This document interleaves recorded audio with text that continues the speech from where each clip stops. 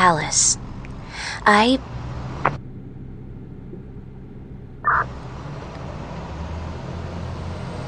want to start by saying, oh shit. Sorry, someone cut me off. Anyway, I want to start by saying that this is not a story. It's a road trip. Which, same difference. In a good one, the start is exciting and the finish is satisfying and we end up somewhere else. Somewhere a long way from where we started. I don't know where this trip started, what counts as the first moment. But for lack of a better answer, I'll start with this. I'll start with the omelette.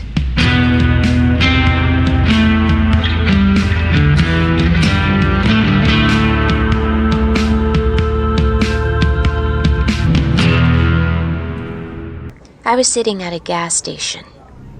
Or not a gas station, a diner that was in a gas station. The diner part of the gas station. I was in that. It was somewhere near Spokane, I think.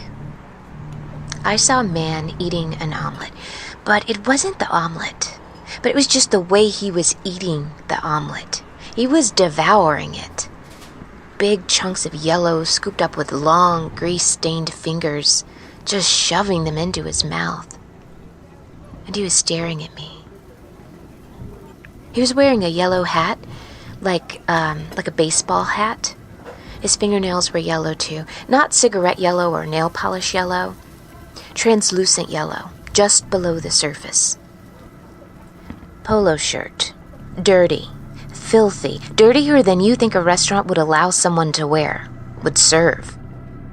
Just the word Thistle on the right breast, no logo. And he was moving that omelet from plate to mouth like it had nothing to do with eating, like he was just a machine that's function was to do that. And he was staring at me. No, he was eyeing me. No, staring. People say that bad experiences are like nightmares. This wasn't a nightmare. What I remember most about it was how real it was. Even as it happened, I noticed that the most, how real it was, how I couldn't escape that reality, how I would never be able to convince myself I remembered any part of it incorrectly. Alice,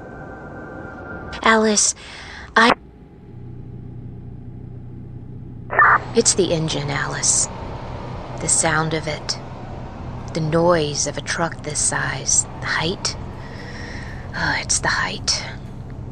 None of us are used to being this height anymore. Once upon a time, we rode horses. I mean, you know what I mean. I've never even seen a horse up close. It's the height. I'll get used to it. There's this tower in the distance, coming out of the hillside. Looks like it's part of a factory, but just coming right out of the earth. Creepy. Gut creepy, like something gone wrong. Like a terrible crime. It looks like something out of a myth. I guess that's where myths come from, when the real world looks like something out of a myth. Who am I at this point in my life to talk about unreality? That's so weird. It doesn't look real. I can't stop thinking about what's behind me. Not the stuff in the back, not what they've got me carrying. I think this time it's travel-sized deodorant. Most deodorant can go on a plane. You don't need travel-sized versions. Not that many ounces even in full-sized ones. But anything that can hold a price a single human being will lay down for cash has to exist, and so here we are. Me and my cargo. Hauling what needn't have ever been from the place it needn't have been made to the place it needn't be used. I'm not getting distracted. I know what you're thinking, Alice. This is intentional avoidance. I don't have to explain myself to you. But I will. I just passed an exit sign that said Anaconda Opportunity. That's a fine invitation, but I think, no thanks. I will pass that opportunity up. An explanation. Right.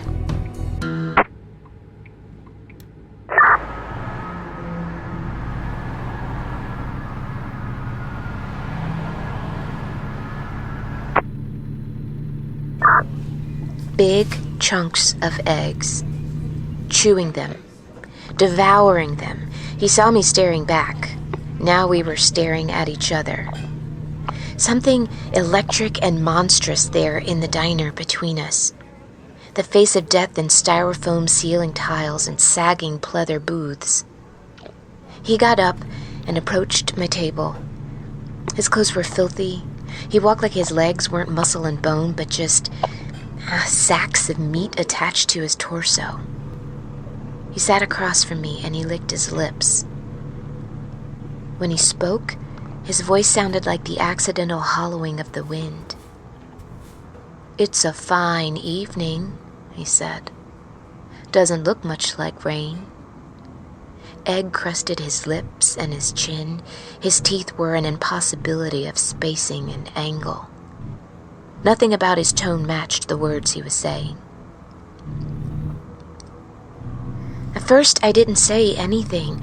I thought if I was quiet, he would go away, but that only works with people who aren't already in it to bother you, who haven't already made up their minds to be awful. "Hope you don't mind if I join you," he said. Not a question or a request, but a joke. "I actually was hoping to eat alone," I said. "Good people deserve good things," he said. I didn't know what to say to that. He scratched his cheek. He scratched it really hard, and I swear that some of it peeled away under his fingers. "It's dangerous out here," he said.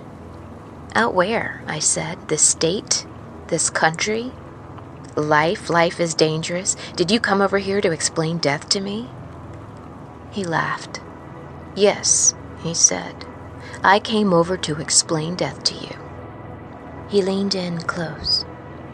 His breath was rotten, not bad, but like fruit turning to soil. "Want to see something funny?" he asked. He got up. "Thistle," his shirt said. His face was slack and not quite arranged right. Like human, but not. He walked over to a table where there was this man, a truck driver probably. He looked like a truck driver. What does a truck driver look like?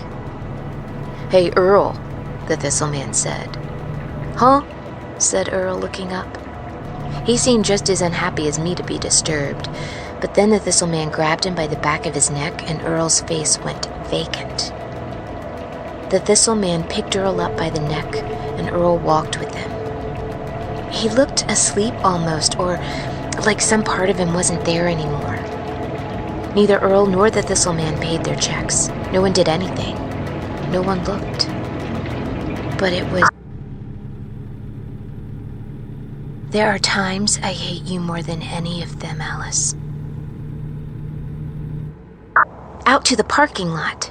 He was waiting for me. It was what he did next. First the mountains, then these canyons winding around themselves. Haven't seen a house in an hour. It's getting dark now. The clock says the same things as it did when I started this morning, but it's the other hemisphere of the day. We talk a lot as a species about the night sky. It's one of those subjects that come up more often than, say, the social structure of bees. That's just an example.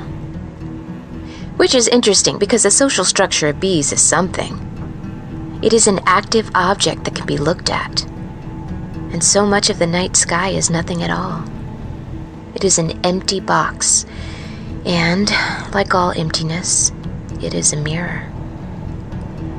Or don't listen to me. I'm just a lady driving deodorant from one place that doesn't need it to another.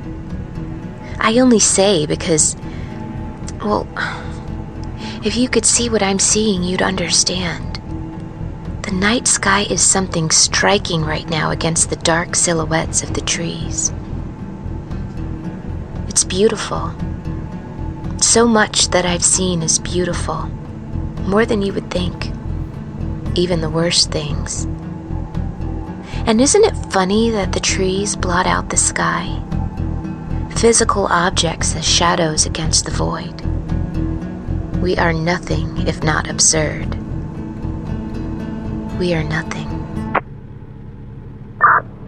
He was waiting for me in the parking lot. He was holding Earl now. Earl seemed to be awake again, but the Thistle man was holding him too tightly for him to move. The outside lights in the gas station weren't working anymore. The two men were shadows against the harsh light of the diner windows. People eating waffles and sausages and shit. The embrace was almost tender, but there was nothing tender about the man with the yellow fingernails. His grip was strong, and the truck driver couldn't move, couldn't shout. They both stared at me. Earl's eyes were wide, struggling with the vision of the future without him in it. The man with the yellow nails, his eyes were flat, like a bad painting of a face. They both stared at me, and then the man with the yellow nails, he took a bite out of Earl, tore out a chunk of flesh right at the artery in his left armpit, and Earl began to bleed. He didn't move, but only whimpered a little. Tears started falling from his staring eyes, but he didn't move. And the other thing, whatever it was not a man, dug his fingers into the wound and pulled out bits of Earl the way he had picked up the egg, with the same flat movement, the nothing demeanor. This was not a meal. This was not something that he had to do in order to survive. It was a demonstration. The Thistle man, he wanted me to know. And Jesus, right then I knew. I ran back to the truck, of course. I locked the doors, of course. Of course, I pulled out of the parking lot as fast as a truck that size will go, which is not fast enough in a situation like that, of course. Of course I cried, Alice. Of course I did. Behind me in the mirror, I could still see the two figures. I could see the distant shadow of Earl dying without a friendly face in sight. The only person who could help him driving herself away to safety. And just the company of a monster to accompany him in his dissipation. I couldn't see details anymore. Those were in my memory.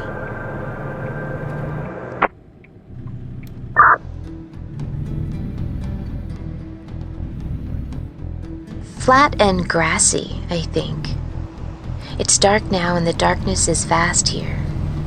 It really has a depth to it. Keeps going. I didn't think that dark could have a bottom until I saw a dark that didn't. I've seen the Thistle man again. I've seen him again and again behind the bathrooms at rest stops, in the snack aisle at gas stations, sitting alone at the biggest booths of the smallest roadside bars, places with one kind of beer on the menu and video poker in the bathroom by the toilet. Something brutal and clumsy in his movements, like he doesn't understand how any of him works. And sharp teeth. Not sharp enough to be fangs, but not human either. And yellow fingernails. Not cigarette yellow, but translucent yellow, just below the surface. He hasn't talked to me again, but I've been seeing him, and he knows it. He wants me to know he's following me.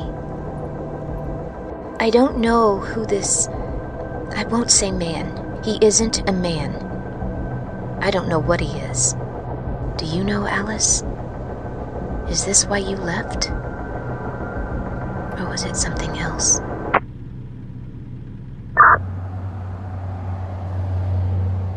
Was it me? And now here. The road between two places I've never heard of. Travel-sized deodorant, an unusual height, closer to the night sky than I am to any other human. A night sky that seems gorgeous and heartbreaking, even though it's not. It's not anything. It just isn't. Where are you, Alice? Why can't I find you? I'll keep driving this truck. I'll keep wandering this country. I'm going to find you. I will. Hopefully I'll do it before the Thistle man finds me. Every time I look behind, I worry that the headlights I see are him, and his strange, dirty hands are on the wheel, pointing them at me, going faster and faster. This better be worth it, Alice. Nothing ever could be.